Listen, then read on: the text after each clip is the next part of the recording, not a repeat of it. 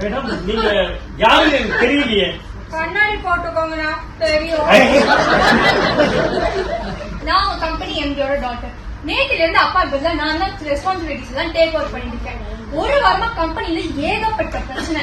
உங்களையோ ஆளக்கான போன்லயும் உங்களை reach out பண்ண முடியல. மேடம் எனக்கு சில பர்சனல் ப்ராப்ளம்ஸ் இருந்தது, அதான் என்னால வர முடியல. அதெல்லாம் இருக்கட்டும், இந்த இம்போர்ட் எக்ஸ்போர்ட் ஃபைல் இருக்குல்ல, அது நீங்க பிரிண்ட் அவுட் எடுத்து வந்ததா ஆபீஸ்ல இருந்து சொன்னாங்க. அது ரொம்ப முக்கியமான file. Can I have that file? Madam அந்த ஃபைல் மேடம் அந்த ஃபைல் என்னாச்சு? காணாம போச்சா? காணாம போகல மேடம், அவரை ஒன்னும் சொல்லாதீங்க. அத நான் தான் எரிச்சிட்டேன். எரிச்சிட்டீங்களா? ஆமா மேடம், சுத்தமா சாம்பல் ஆயிடுச்சு. வேணா காசியில போய் கரைச்சிட்டு வருவாங்க. I can't believe it. Mrs Madhu, அந்த ஃபைல பிரிச்சு படிச்சு பாத்தீங்களா? பிரிச்சு படிச்சு பார்த்தேன் மேடம், ஒண்ணுமே புரியல. தப்புதான், கேட்காம எரிச்சது தப்புதான். ஆனா அந்த ஃபைல வச்சுட்டு என் புருஷன் ஒரு வாரமா சாப்பிடல, தூங்கல, ஆபீஸ் கூட போகல. எதையோ பறிகொடுத்த மாதிரியே இருந்தார். அப்பன்னு பார்த்து மீட்டிங் இருக்கு, வெந்நீர் போடுனார். நானும் கிராமத்துக்கு போனேன், கேஸ் தட்டுப்பாடு வேற. பார்த்தேன் என் புருஷனுக்கு கஷ்டம் கொடுக்குற இந்த ஃபைல் எதுக்குன்னு எரிச்சிட்டேன். ஆனா சும்மா சொல்லக்கூடாது மேடம், பழைய பேப்பரா திகி திகி எரிஞ்சுது.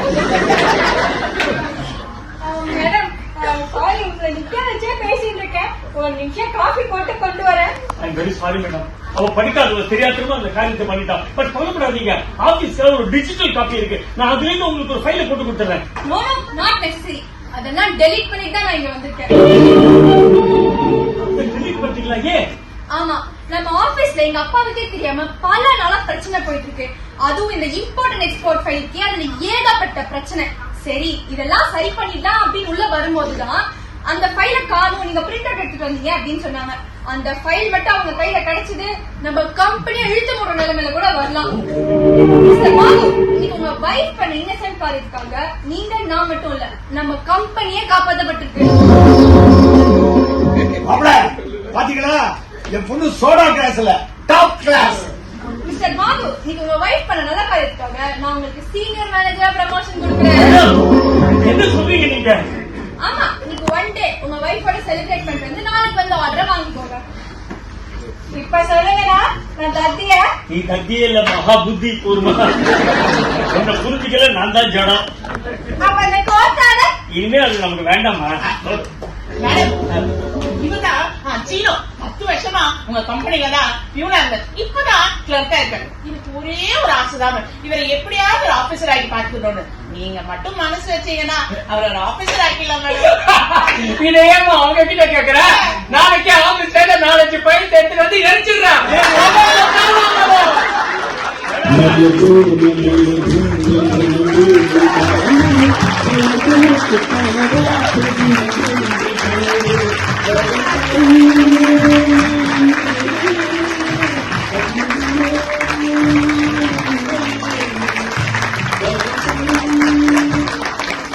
தேங்க்யூ.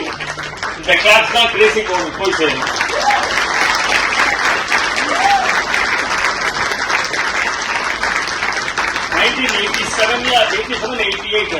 அவனுக்கு சிவியரா தொடையில அக்கி வந்த போது இந்த டிராமா எழுதினான்.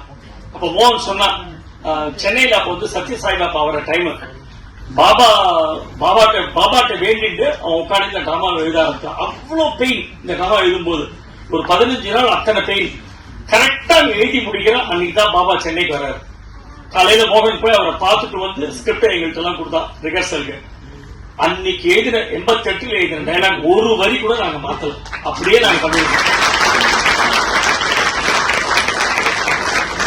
இது என்னன்னா 1988 இதை பண்ணும்போது எனக்கெல்லாம் அப்ப வந்து 28-29 வயசு, அந்த மாதிரி நான் பண்ணேன். பட் எனக்கு ஒரு ஆசை, இந்த டிராமாவை திருப்பி எடுத்து வந்து இப்ப இருக்கிற யங்ஸ்டர்ஸ் வச்சுட்டு பண்ணணும் அப்படின்ட்டு. ரொம்ப நாளா வெயிட் பண்ணிட்டேன் இந்த டிராமாவை எடுக்காம. 25 வருஷமா வெயிட் பண்ணேன். பட் எனக்கு கிடைச்ச ரெண்டு வைரம் வந்து கார்த்திக் அண்ட் பிரதீப்.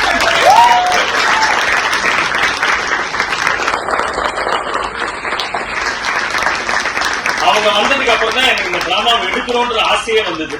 பிகாஸ் அவங்க எல்லாம் வந்து 90s பிறந்த குழந்தைகள். அவங்களுக்கு எல்லாம் பாதி விஷயம் இப்ப தெரியல தமிழ்ல.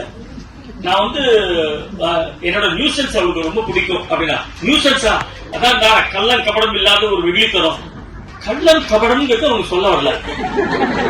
கபடலக குடலக என்னவோ சொல்லிட்டு இருக்காங்க. என்னடா அப்படின்னா அங்கிள் இதெல்லாம் நாங்க வீட்டுல கேள்விப்பட்டதே இல்லை. போட அவங்க அம்மா போய் கேட்டு நான் சொல்லி கொடுப்பாங்க அப்படின்னா அப்ப நம்ம அம்மா சொல்லி கொடுத்து மனப்பாடம் போட்டு வந்து சொன்னான்.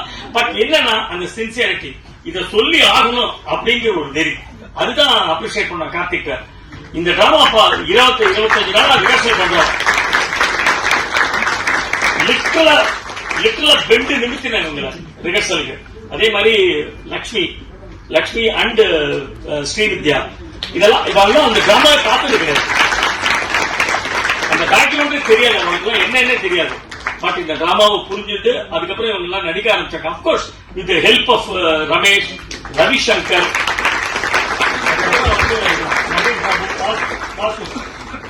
பாசு இவங்க எல்லாரோட ஹெல்ப்போட நிறைய ரிஹர்சல் பண்ணி இதை கொண்டு வந்தோம்.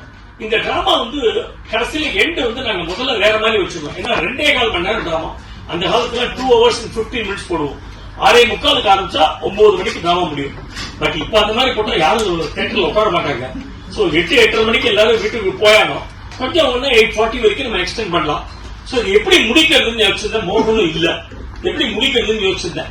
So one of my friend Ravi Appasamy அவர்கிட்ட போய் சொன்னேன், இந்த மாதிரி உங்க ஆபீஸ்ல இந்த மாதிரி ஒரு ஃபைல் ஒருத்தன் கீழ்ச்சிட்டான்னா நீங்க எரிச்சுட்டா நீங்க என்ன மாதிரி டெசிஷன் எடுப்பீங்க?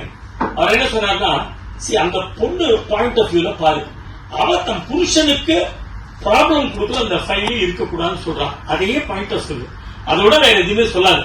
வேற எதுவுமே இருக்க முடியாது. அவன் புருஷன் நிம்மதியை கெடுத்த ஒரு ஃபைல் இருக்கக்கூடாதுன்னு அவன் எரிச்சுட்டான். ஏதோ ஒரு குட் இன்டென்ஷன்ல. அது வந்து அவருக்கு பெரிய ஒரு அட்வான்டேஜா போச்சு. அந்த மாதிரி முடிச்சிடும். தட் வில் பி பெட்டர் அப்படின்னா. தென் ஐ ஆஸ்க்ட் இசை கவி ரமணன் அண்ட் ஒன் உத்தரான ஒரு ரைட்டர், அவங்க 2 பேருக்கு அந்த லாஸ்ட் சீனை எழுதி கொடுக்க சொன்னேன். எழுதி வச்சுட்டு அதுக்கப்புறம் தான் இதை பண்ணணும்.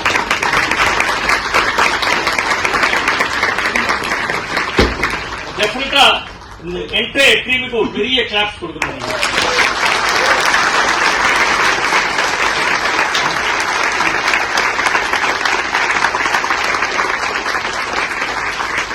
இந்த டிராமால எங்களோட இன்னொரு பெஸ்ட் ஃபைண்ட் வந்து திவ்யதர்ஷினி. இவ வந்து டே 1ல இருந்து ஜானகி ரோல பாத்துட்டு வரா டெய்லி ரிஹர்சல்ல. பிளஸ் இந்த எம்டியோட டாக்டர் ரோல் யார் பண்றதுன்னு யோசிச்சிருந்தோம். அது முதல்ல ஆம்பளையா வச்சுக்கலாமா பொம்பளையா வச்சுக்கலாமா எப்படி வச்சுக்கலாம்னு யோசிச்சோம். அப்புறம் ஷீ செட், சார் நான் டெஃபரெண்டா பண்றேன் சார், எனக்கு அந்த சான்ஸ் கொடுங்க அப்படின்னா. அதனால தான் அவளுக்கு அந்த சான்ஸ் கொடுத்தோம். அவளை உட்காந்து வச்சு அந்த டைலாக் படிக்க வச்சு தென் அவள்கிட்ட அந்த இதை கொடுத்தது. ரொம்ப நல்லா பண்ணா, ரொம்ப ஃபர்ஸ்ட் கிளாஸா பண்ணா.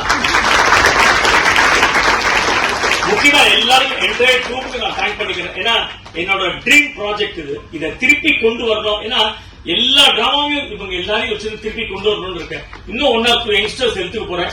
கூடிய சீக்கிரத்துல ஃபேசி கிரியேஷன்ஸ் ஒரு புது யங்ஸ்டர்ஸோட நீங்க பார்க்கலாம். அடுத்த ஜெனரேஷனோட நீங்க பார்க்கலாம். சொல்லிருக்கேன், கார்த்திக் சொல்றீங்க, தயார் பண்ணிக்கோ, மாது ரோல் ஒரு நாளைக்கு நீ பண்ண வேண்டியதுன்னு சொல்லிருக்கேன். இவங்கெல்லாம் இருக்கும்போது கண்டிப்பா கவலையே இல்ல. ஃபேசி கிரியேஷன்ஸ் ரொம்ப ஸ்ட்ராங் ஹேண்ட்ஸ்ல இருக்கு. Thank you very much. அடுத்த ஷோ வந்து மே மாசம் 2ஆம் தேதி கிருஷ்ணானந்த சபால மீசையானாலும் மனைவி இருக்கு. அன்னைக்கு அப்பா ரமேஷுக்கு லைஃப் டைம் அச்சீவ்மெண்ட் அவார்டு கொடுக்குறாங்க. அதாவது எனக்கு முன்னாடி இந்த குரூப்புக்கு வந்துடுவாங்க. மோகன் ஃபர்ஸ்ட் சேர்த்துறது இவ்வளவுதான். அதுக்கப்புறம் தான் நானே இந்த குரூப்புக்கு வந்தேன். அண்ட் இன்னி வரைக்கும் ஒரு ஷோ கூட மிஸ் பண்ணது கிடையாது. அந்த சின்சியரிட்டிக்கு தான் அந்த அவார்டு. மே 3ஆம் தேதி மே 3ஆம் தேதி நகர்நல்லூர்ல டிராமா இருக்கு. இதே டிராமா உங்க ஃப்ரெண்ட்ஸ் யாராவது பாக்குறாங்க, நீங்க நல்ல ஒரு நகர்நல்லூர்ல வர சொல்லுங்க. They can buy the tickets from Book My Show. Okay? Thank you very much. எங்களோட தேங்க்ஸ் ஃபார் மாது பாலாஜி சார். இந்த மாதிரி ஒரு ஆப்பர்ச்சுனிட்டி எங்க எல்லாருக்கும் கொடுத்தது. இவர் சொன்னாங்க, நாங்க எல்லாரும் பேசினோட ஒவ்வொரு டயலாக்கும் ஒருத்தருக்கும் இவர் கடந்த 1 மாசமா சொல்லி கொடுத்திருக்காரு. Is the captain of the ship. Thank you Balaji sir. Thank you.